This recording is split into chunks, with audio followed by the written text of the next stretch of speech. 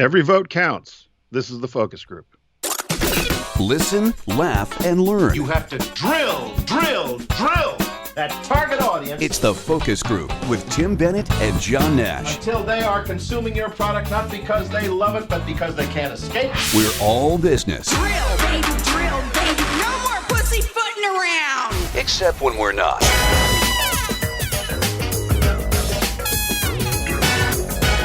Hey, everybody, and welcome to the focus group. This is an election special 2020. I'm Tim Bennett with my good friend and co-host, Mr. John T. Nash. We are here every Wednesday at 1 p.m. East. Be sure to follow us and collect all of our media for you to listen to, because we know most of you time shift at focusgroupradio.com. So our format today is going to be a little different, but before we get into it, because we want to talk about the election and what transpired on Tuesday night, we want to first thank one of our sponsors who's been with us since the beginning of this event here, and that is Fiverr. And as many of you know, 2020 has been really a year of uncertainty. Excuse me. And John and I have been delighted in order to have found the service of Fiverr, and having worked with them for the last year, particularly in the way things have changed, where people are now in a more virtual space or in some unexpected situations. And so finding the right talent could be really time consuming. It could be frustrating. It could be expensive. And a lot of times there's issues where we may not be totally up to speed on some new ways of doing things. So Fiverr has all kinds of talent from around the world, and everything from graphic design and copywriting, programming, film editing. We even had somebody contact them for a jingle. The best part about it, too, is it's always project-based. It's not hourly, so we like that as well. Right, Mr. Nash? It's talent from all over the world, and you can find excellent designers, graphic artists, WordPress site creators. I'm going to go to the magic bar, I call it. It's the search bar.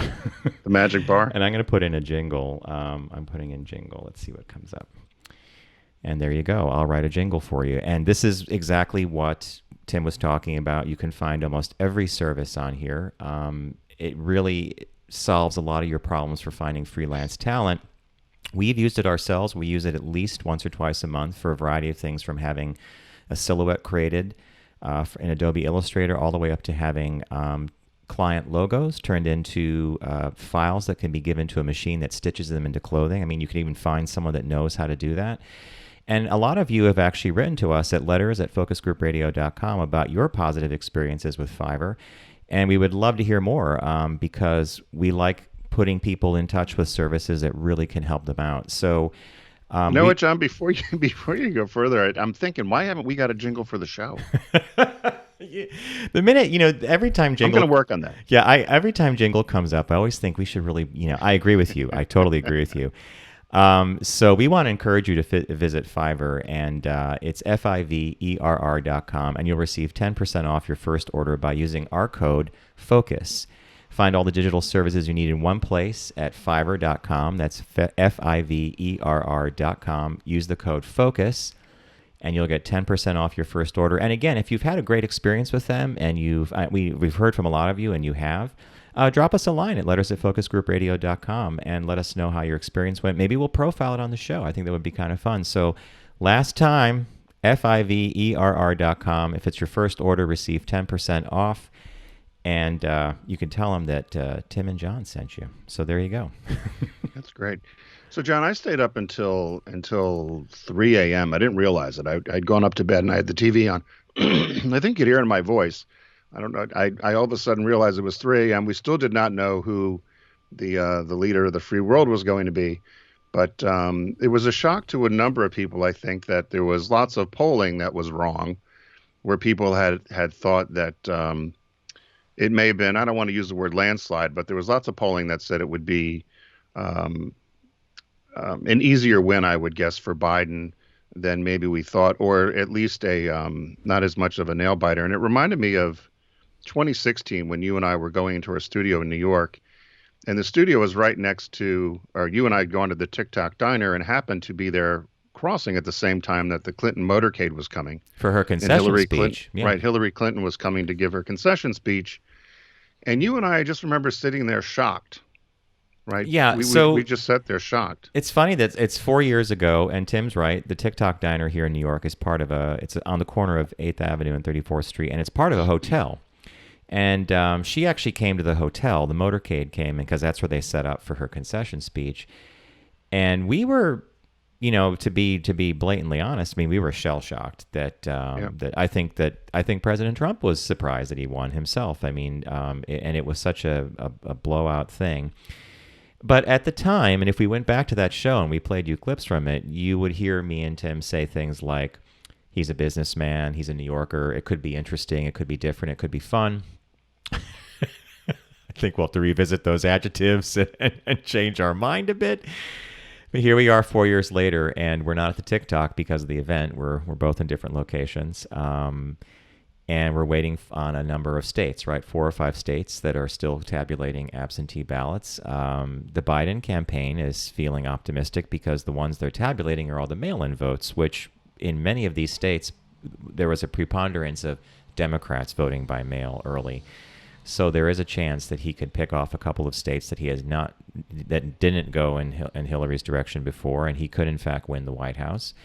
Right. But right before the show, Tim and I were talking about this, and it's he wins the White House, but he's going to have a Senate that is primarily Republican, maybe by 1 or 2 votes. That's enough, though, right? And a House that's maybe expanded a few seats. They lost a few, gained a few. But the problems that have been facing us are still here, and I don't know that either winner is going to be dealing with something that I'm not sure they're quite aware of yet. I mean, I think the event is going to spread out for months and months, and I just saw some economic data that said if a Democrat won the White House and the Senate, they felt that we would return to full employment, or the numbers that we had pre-event, Why would they say that, I wonder?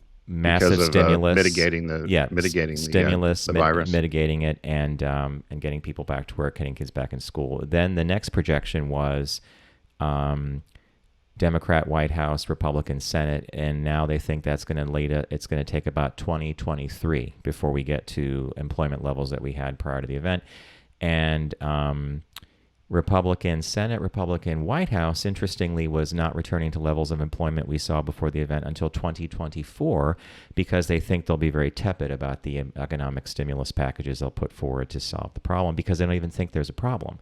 So there's that going on. And then, Tim, did you happen to read, there's one pollster, I think the company he operates is called Trafalgar, and he was the lone voice last time the president was elected in 2016 who predicted his win, and he was predicting a landslide for him now. And it's eerie in a way that he's very close. And he said his models, which he doesn't share how he does his modeling, but they're based on the fact that he believes people lie all the time. And he actually quantified that a little differently by saying it's not that they're intentionally going out of their way to hurt you or to mislead you, but he's talking about the kind of lies we even tell ourselves about, the best person we want to be, or it's in other words, we're putting on a front of sorts. So when a pollster calls, you might say, I think I better say I'm voting for this guy because, have you ever heard about this at all? I've heard about that, and I do agree. I think the polls, there needs to be a new model, and everybody on both sides. I believe there needs to be a new model. I was inundated this campaign season with text messages from people saying who you voted for. And similar to when you had signed up for the AFA, I signed up for a bunch of Republican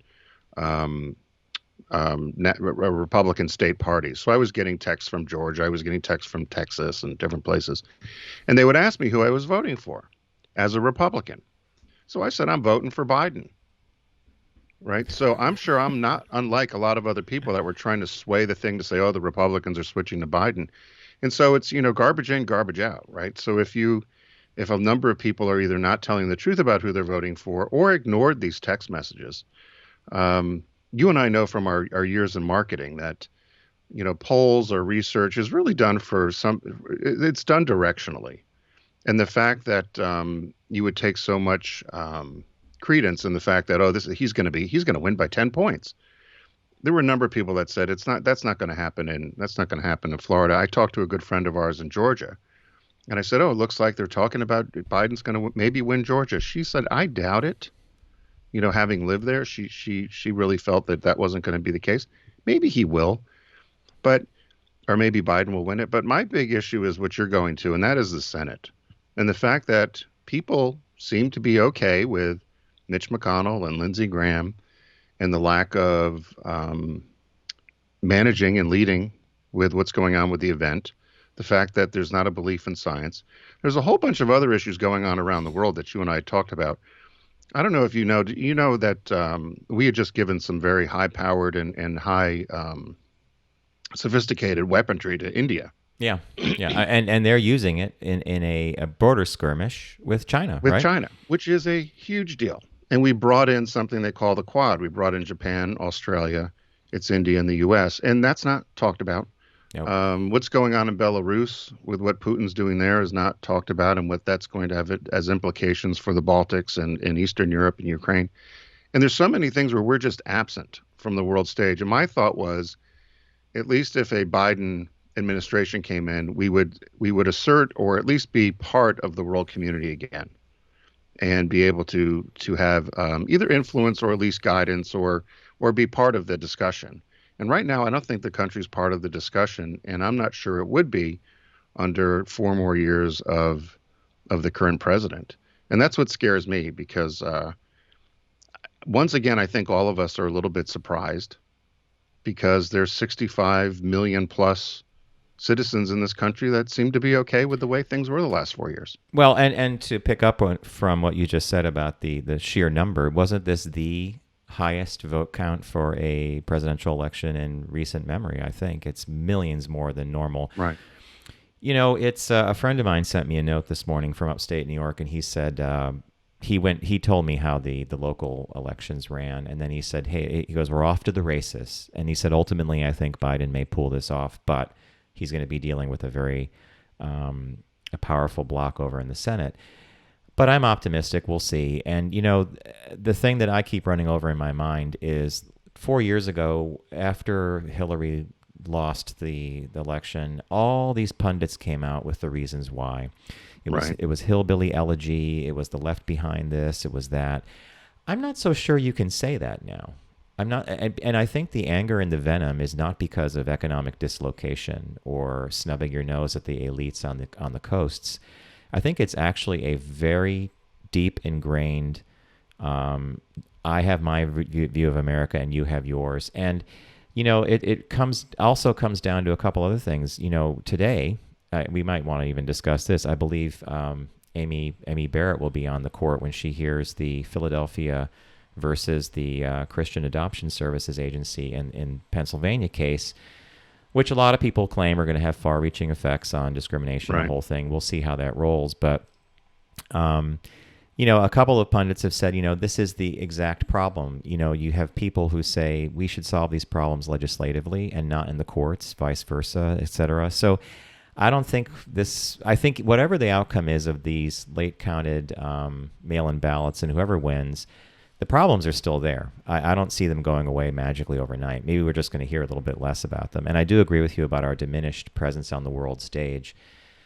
But there are people, if you talk, reasonable people that I know who have voted for 45, and they're like, you know what? We've spent years and trillions of dollars on being the world's cops, and I'm not sure what it gets us. So a lot of disconnects, right? Yeah, and that's a simple, right. So I've heard that same argument of everybody's got to pay their fair share. It's about access. It's about a whole bunch of other things related to whether we spend money on NATO or whether we have bases in parts of Europe or other places around the world.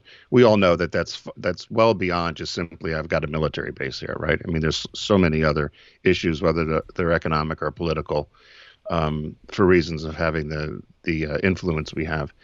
I also was shocked that a number of, the Democrats still held the House, but there were a number of congressional seats that they thought they were going to win that they lost as well. So to your point of saying that this just isn't simply we want to go get those libs, that there really is we've said it many times. There's two different countries here. And maybe, us in the Northeast or people on the West Coast or some of the big metropolitan areas just think very differently. I think so. And I think so. I have a friend named Alberto who posted on Facebook this morning. He said everybody went, they cast their votes. He said, I have plenty of friends who did not vote the way I voted. They're still my friends. And that's kind of one of those things my grandfather taught me, and I'm sure your grandparents taught you as well. There are a couple of things you don't talk about with friends. One of them is religion. One of them is politics. right. You've heard this too, right? Yeah, no, I never knew who my parents or who my grandparents voted for. I know they voted, but they never talked about it. My grandmother and grandfather did, though, because my one grandfather from Canada, my grandmother said he was a Democrat because he was an immigrant, and she was a Republican from Connecticut. So, the old Lowell Weicker Republicans, those folks from back in the day. So, what do you think if you were gaming it, do you think that the votes that are coming in will push it to Biden, a win for Biden? I think there's a distinct possibility of that in Nevada.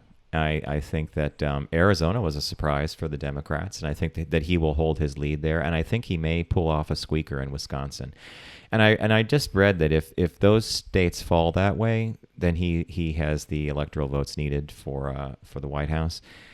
North Carolina and Georgia, they're still counting, but the numbers, I think the amount they have outstanding versus the amount that would have to be in someone's tally column to shift the race is diminishing.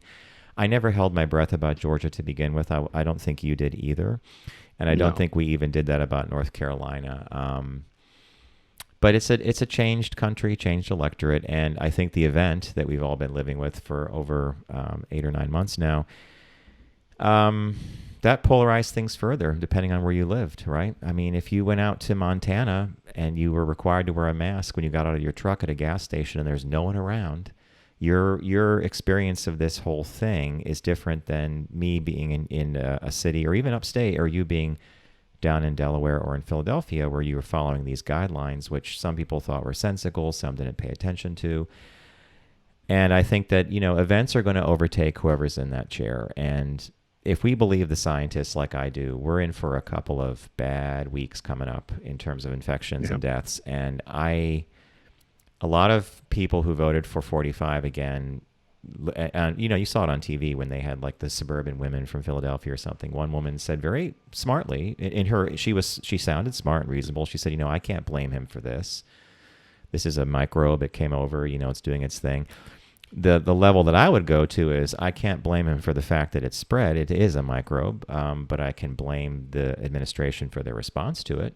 And that's a separate argument, and that's a separate discussion. Right. And it is a discussion. You could say but I'm worried about things like retribution. We know he's a very petty person, and we're going to be getting into this a little bit later. Tim, later on, after we do our deep discount and take a break, Tim found a podcast that he turned me on to that was out. It came out in June, actually, and we'll leave it at that. But we were laughing hilariously at this guy. But there you go, right? Yep. So, as John mentioned, Deep Discount has been with us since we started, or in the last few years, actually, since we started the video feed of our show, The Focus Group with Tim Bennett and John Nash. If you go to focusgroupradio.com, you can click on the Deep Discount logo and own your passion, start shopping away. Right now, there's a site-wide winter sale going on. Do you happen to see the screen? Do you see what's on the screen? It says site-wide winter sale, and it says country, and off to the right is a sock puppet shark. I just want to point that out for everybody. It's a sock puppet. I like the sock puppet shark. If anybody sees the sock puppet shark out there, let me know where to get one. I think that might be. I was going to say, I wonder if that's for sale. That would be a very useful puppet because it goes far enough down your forearm. Anyway, sorry to interrupt, Tim.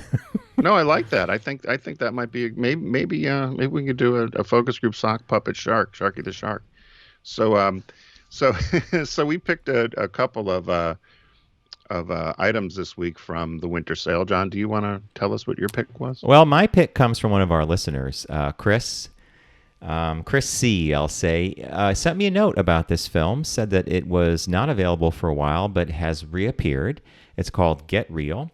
It's an LGBTQ film, and the description is, there's no time quite as awkward as adolescence, between the sky-high expectations of parents, the constant scrutiny of peers, and one's own raging hormones. Something's got to give. And if, like Stephen Carter, you also happen to be gay, navigating your way through adolescence can be like hiking through a minefield.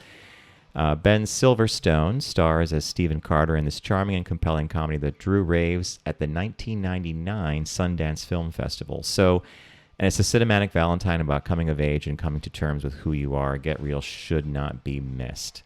Wow. So I want to thank Chris for the recommendation, because at $6.14 for the DVD, it's in my basket already, because I have not heard of it and I have not seen it. So I think it's cool when people turn us on to stuff like that. So thank you. And remember, if you have a recommendation, letters@focusgroupradio.com.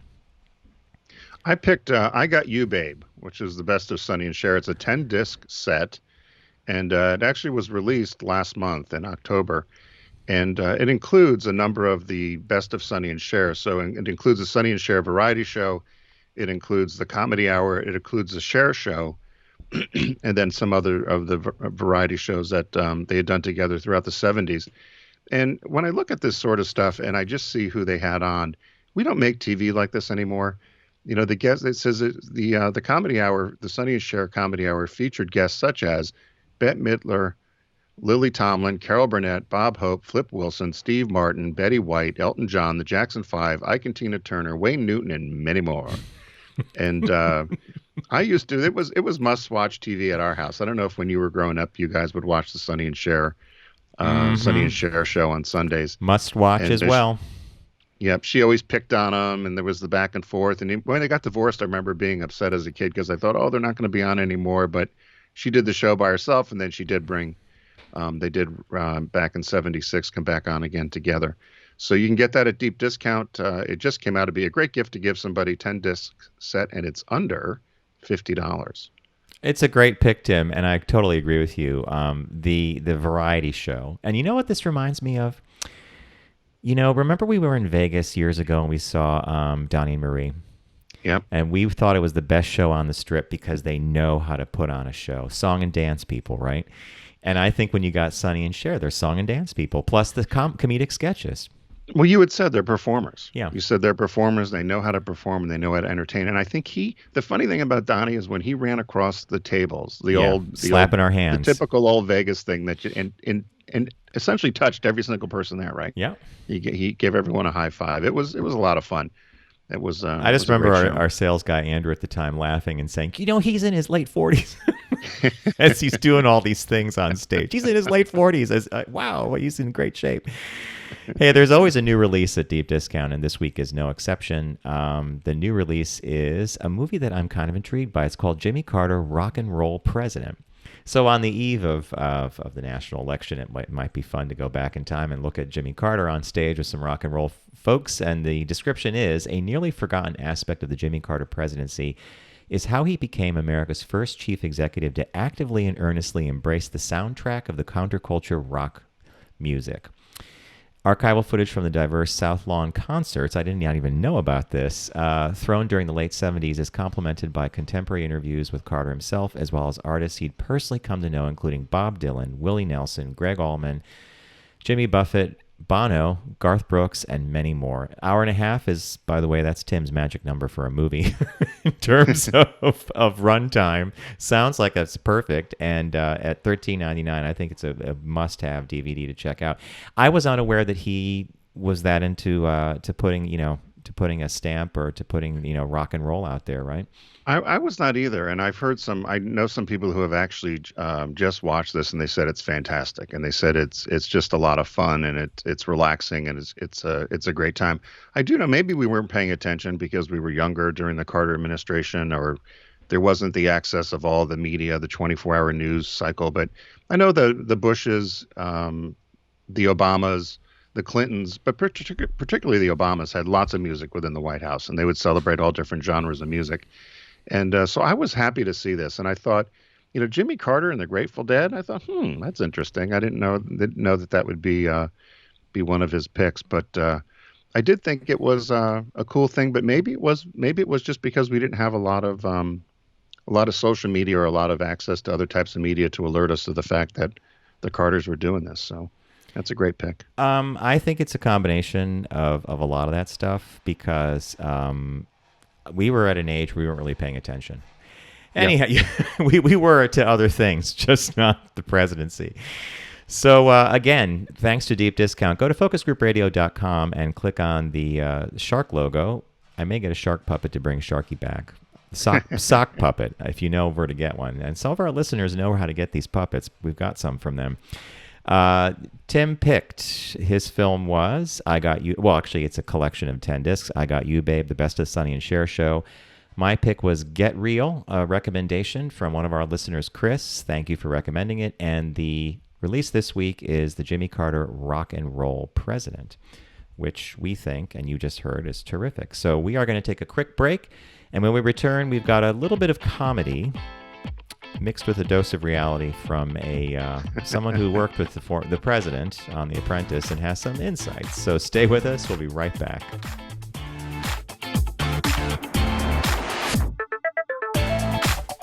You're listening to The Focus Group with Tim and John. Learn more at focusgroupradio.com.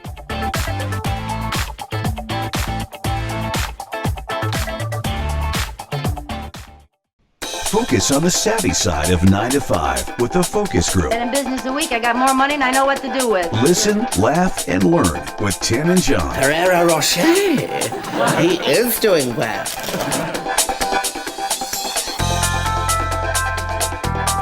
Hey, welcome back to the Focus Group. This is Tim Bennett here with John Nash. It's our Election Day special. Our format's a little different today because we wanted to talk about the events of last night. And as of today, we still don't know who our president is, but we're hopeful and we're going to be patient. Another thing you should remind people of is we're allowed to talk about it now, because if you say even the word of a candidate or the word election on YouTube, apparently that was considered political advertising. Election advertising. We were advertising.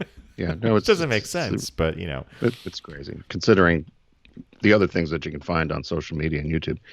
So John had mentioned before the break, and I actually was turned on to this I'd heard about this guy. His name is Noel Castor, and you can find his Twitter. It's at Castor Noel is his Twitter account if you want to follow him.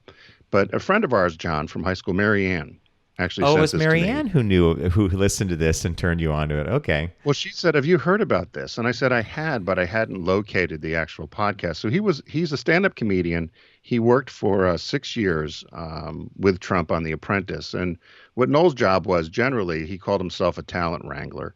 So, and he specialized in live TV. So whether it was the Grammys or the Oscars, Emmys, or the Super Bowl, whatever. Anything that would be live. And so the Apprentice, I never really watched The Apprentice, but at Celebrity Apprentice, they always had these live eliminations to pick the winner. And for 6 seasons, he worked on it. And so he went on this podcast called The Hole. It's episode 285. You can find it on YouTube or Google it if you want to search it. We found it on Apple iTunes. It's a podcast as well. Is it? And we'll post the episode to our Facebook page, which is Focus Group Radio, and you can listen to it there. It's over an hour long, but he did the stand-up act, and then people started kind of hearing it around Manhattan, and said, as you said, John, if a tenth of this is true, or if half of this is true, A, why don't we know about it? And B, why hasn't this guy gotten in trouble? Because he goes down. There's no one left unscathed in the Trump family. I mean, he pretty much hits everybody. But we pulled a couple of clips, John. I don't know if you and Bob did listen to it. Oh, we heard and it's longer than an hour. The podcast is about an hour and 35 minutes. Oh, and okay. It's about 4 or 5 hosts, and they do like a Zoom type thing. If you see the video, we downloaded the audio podcast, and they walk him through a whole bunch of stuff. So Tim actually had me isolate some of the audio, and I did it in the order you actually thought we would do it in. And so what we're going to call this first one is called Adderall, Coke, Lifts, and Girdle.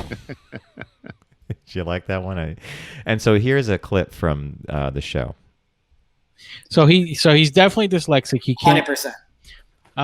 That's where the Adderall comes in. Yeah. Okay. So let's dive into this part. So there's a couple of things. That just absolutely blew my mind. The Adderall is one, and you know what? It does make sense retroactively because there, a lot of the sniffing and everything else. So, like, what is he doing? Like, he's just crushing up pills and snorting. Crushing up pills and snorting it. And he was a cokehead for 20, 30 years. If you ever look on the side of his nose, there's a big place for where he had a septoplasty. He blew out the middle of his nose, like Coke nose, from doing too much blow.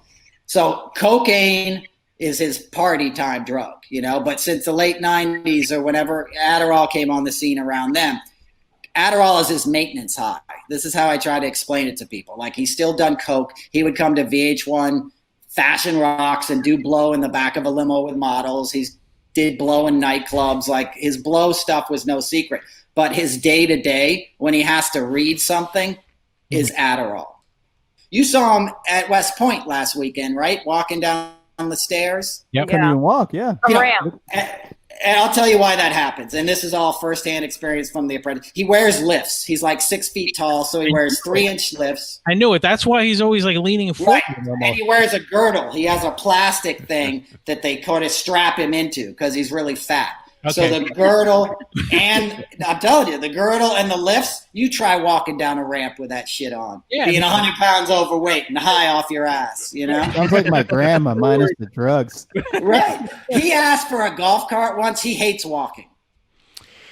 So we heard this in the car, and Bob almost drove off the road, especially the part about the girdle, because then he goes, is that the reason he sits on the edge of every chair as if he's on a toilet or something? And just like, as you said, take one item from what he just said. If it's true, oh my God, right? Well, and the way he always does stand, he always looks like he's going to tip over if they look, they do a picture of him from the side.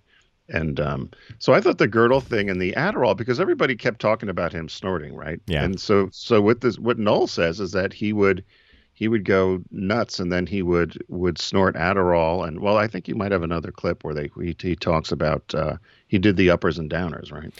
And this one relates to The Apprentice. And if you were lucky enough to be a boom mic operator and you got this happening on set. Now, this is the one that we were like howling with laughter. Who knows? This guy's out there saying it. He did, in fact, work on the show. He does know all of them. He had something to say about every one of them. And, for Tim and I look at this and I say, the reality is often different than what we see in front of the camera. And it's all a show on some level. So here's this one. And this is just, Tim called this when he sent the note to me, he calls shit's pants.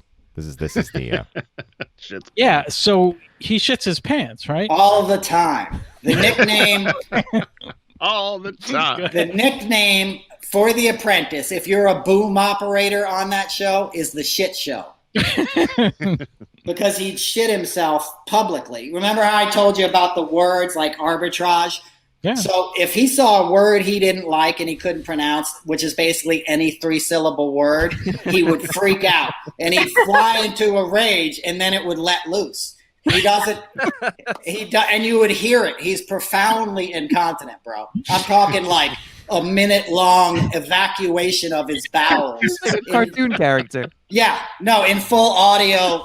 Like, imagine the guy's got a lavalier. There's some dude like this being like, I just heard that guy shit himself for 5 minutes. So what? And the reason for that is, I used to do a lot of cocaine. Cocaine has laxative. Stimulants have laxative, So it's a combination of like 30 years of stimulant abuse and eating nothing but McDonald's because all he eats is cheeseburgers and then meatloaf at night. So he's got 40 pounds of undigested meat in his colon, and he's basically feeding diuretics all day long. That's what stimulants are. They create water in your guts, in your intestine. Coffee. Even a coffee, you need to go to the bathroom. Exactly. So imagine snorting your coffee and like 6 months worth of Big Macs down there, and then you fly into a rage, so you just lose control. Yeah, so you can see the stand-up qualities that he has, right? I mean, if you were in front of an audience, this would have everybody howling with laughter. I mean, I'm laughing now. Again, this is this guy. He was on The Apprentice. He knows the family. And these are just little snippets that we pulled of the hour. You said it's over an hour and a half or close to an hour and a half, because he does talk about how his daughter, and I didn't include any clips about his daughter or the family, but he does go into all of them too about how exactly what you said. It's really just a show, right? We're all part of the show. Well, unfortunately, I don't have a contract with SAG or the Directors Guild or anything, but I'm in the show. This last one Tim calls bad breath, executive time, hair, tan, and girdle. Tim is very specific about how he breaks these things down. So let's listen to this clip. Does he just smell like Yeah, shit? yeah, you smell it. Oh, he smells like shit all the time anyway, because he doesn't brush his teeth. Those are like dentures and shit. So, and he's too arrogant to like take care of himself. If you watch him as president giving speeches, you'll see him lined up with people like when he was doing the coronavirus stuff. And if you see him turn and talk to somebody, you'll see that person recoil just slightly.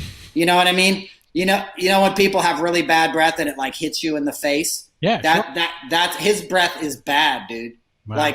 Like a fishing boat in July. And it takes like an hour to do the hair. That's why he has executive time. He wakes up in the morning. He doesn't get to the Oval Office till noon. He wakes up, cuts some lines. He takes benzos to come down, Valium. That's why some days you see him, he can't pronounce shit and he's got mush mouth. Right. That's from the benzos. He's cutting the tweaking with benzos. So if he travels, benzos are Valium, Xanax, that family, benzodiazepine. So he's cutting the stimulants with benzos, So like I used to work with Crosby, Stills, and Nash. I've woken up dudes that like spent up all night doing coke, and then they took a bunch of benzos at 4 a.m, and you're trying to wake them up to go somewhere at noon. It's a long process. So that's what I tell people. Like Trump's executive time, he doesn't make it till the Oval Office till noon on a good day. Most days he doesn't even go down there. A normal president would be down there at 7 a.m. You know what I mean? Yeah. So he's recovering. that's the dysfunction. Right. He's waking up slowly. He's tweeting. He's watching Fox News. And then he's putting on the stuff. He's doing the hair. It takes an hour. And then they strap him into the girdle. He can't do the girdle himself. So wait, they help him into it? Yeah, and that's how I saw it, because I walked by a room and they were lacing up the back. And it's hard. It's a hard plastic thing. It's like fucking Frankenstein. If you saw that guy without his hair, if the world saw him, he wouldn't be president tomorrow. So, following that, someone on that podcast said, well, what does he look like with the hair not done correctly? And he said, the movie Rocky Horror Picture Show, he goes, there's that character called Riffraff with the hair that's just like one big. He goes, he looks like Riffraff. So you can see the stand-up nature of how he's recounting the tales, and but we just thought it was kind of a funny little thing to end our little election special on, because and they asked him in the podcast, how are you able to say this and how are you not being sued? Because I think he might have broken an NDA to say some of this stuff or not. And I would imagine that if you were on the other side of this and you were watching this go on, you'd like, no, it's going to give credence to something, we're just going to ignore it and let it go on, right? Right. Yeah, no, everybody said I had to sign the non-disclosure agreement, but he didn't seem to care. He said in 2016 he decided to come forward, and he tried to encourage all the other people he worked with, but a lot of them were afraid to. And he's been out there. I'm wondering, we were wondering, I wonder if we should have him on the show. Maybe we'll see if he'll come on and join us. Well, he spent a lot of time talking about Mark Barnett as well, or Burnett, the producer, and how there are tons of tapes with audio of him, Trump saying all these things, and whatever. just little levity. We hope you think it's a little levity for the day after the national election. Anything else to say, Mr. Bennett, as we wait for the tallies to continue?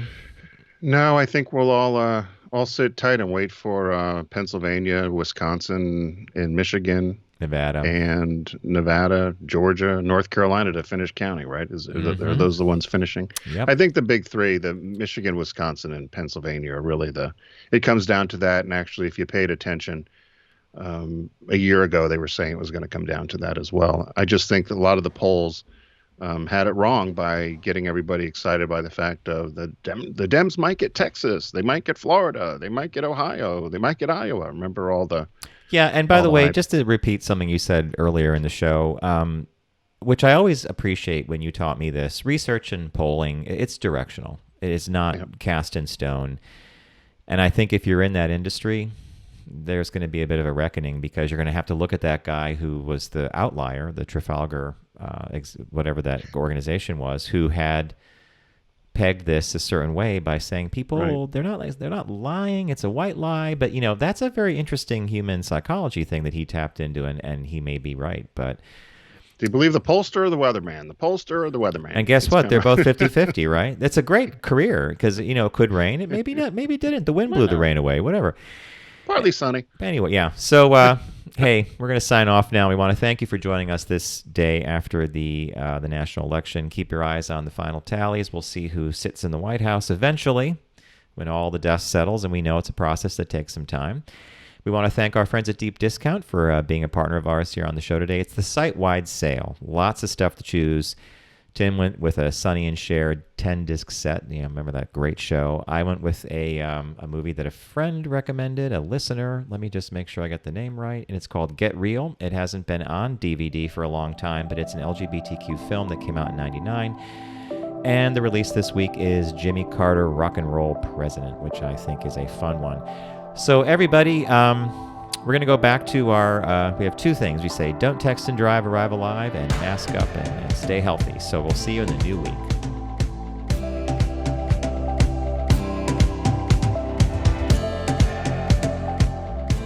It's The Focus Group with Tim Bennett and John Nash. Accessible on all platforms. Subscribe, like, and rate us on your platform of choice. Learn more at focusgroupradio.com. That was a stunning focus group.